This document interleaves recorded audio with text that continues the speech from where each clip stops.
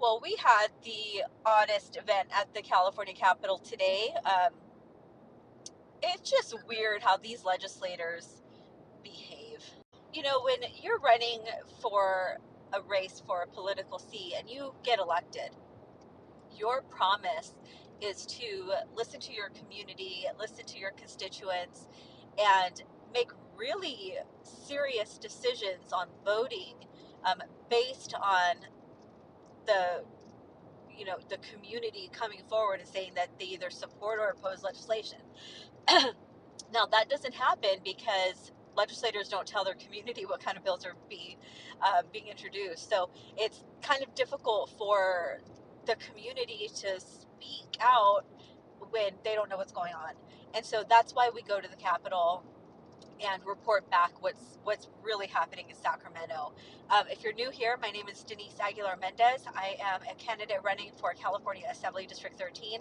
I'm also co-founder of Freedom Angels. We work at the California Capitol and on a national level to help either support, oppose, or write legislation. And today was just another reminder of why I decided to run. So there were two bills that were being heard today that we were in support of. The first one is Kaylee's Law. This law has passed bipartisan in many different states across the nation, but just leave it up to California to be the first state to say no. This bill would have expanded protective orders for a lifetime, and it's really being used by victims of abuse, sexual abuse, and it's also like if stores get robbed by a certain person, they have a restraining order against them, things like that, right? So it's at a judge's discretion, and it helps the victims not be victimized every 10 years when the restraining order gets lifted. Well, we got word that the chair of the Public Safety Committee, McCarty, made it very clear he was not supporting this bill, and so his colleagues voted to align with him instead of the community. So there's that. So the bill did not pass out of committee, which is such a shame. I mean, it feels like California does not support victims and they really want to cater to predators, which brings us to our next bill.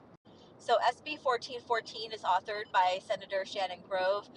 Last year, she passed awesome legislation that protected children from sex trafficking, and that was a bipartisan bill, but it was also blocked in the Assembly Public Safety Committee. There was major outcry, public outcry, and the committee ended up re-voting and passing it.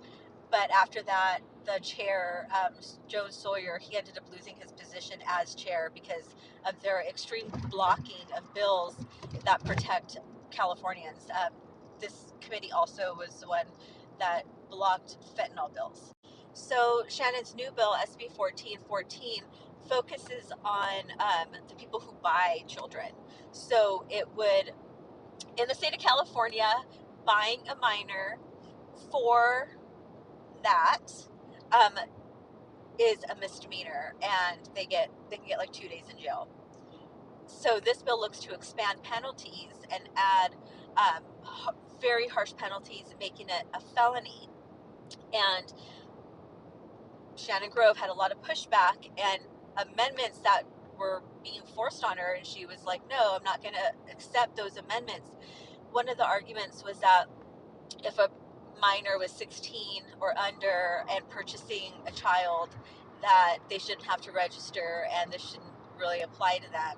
And then one of their expert legal witnesses said this bill will heavily affect members of the LGBT community. It's like, what are you saying, Janice? This bill was focused on people buying children, and they made it into something it wasn't.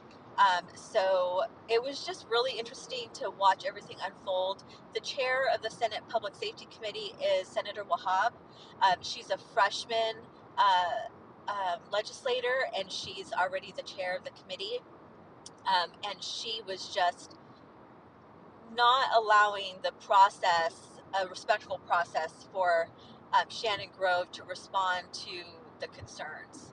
One of Senator Grove's requests was to let her legal expert witness come up and answer the questions that they had regarding legal issues, and she was, quote, denied that privilege. And then Senator Skinner said, I really wish you would, support the amendments that we asked for. There was a whole bunch written, given to you. And Grove was like, no, I'm not going to accept those amendments. Well, apparently legislators can now force their own amendments on other authors. Wahab was like, well, we're going to put in our amendments that we want. And Senator Grove responded with, are you really forcing your amendments onto this bill in front of these witnesses who are talking about themselves being trafficked? And she's like, yeah, that's what we're doing. So it ended up getting flipped. The representatives like Sayarto and Bradford, who supported the bill, are like, can't support it now because it's not the bill that they wanted. And the chair ended up pushing it out. I mean, this is like dirty politics, and it's being done right in front of you. We can't afford to have these type of legislators here anymore, and there's going to be some legislators we're just not going to be able to get out, and so we have to build relationships and bridges there. But we need to start really participating in politics. I mean, this is why I decided to run, because nobody knows what's going on until it's too late. It was literal insanity, like not supporting this. It was about buying another human being, and they made it to something it wasn't. And it's just really alarming that families and children are not being supported here in California, and these legislators have zero interest in hearing from the community. There was a lot of support today for SB 1414, and they continue to ignore us. If there's anything else that happens or pops up, I will keep you guys updated with these. We'll see what happens with SB 1414. And, if you're in the Stockton, Tracy, Mountain House area, I'm running to represent you. We just can't continue these types of progressive policies. They're literally a disaster, and families are suffering. We're all dealing with the repercussions of these people's votes, and they continue to lock us out. So I'll keep you guys in the loop.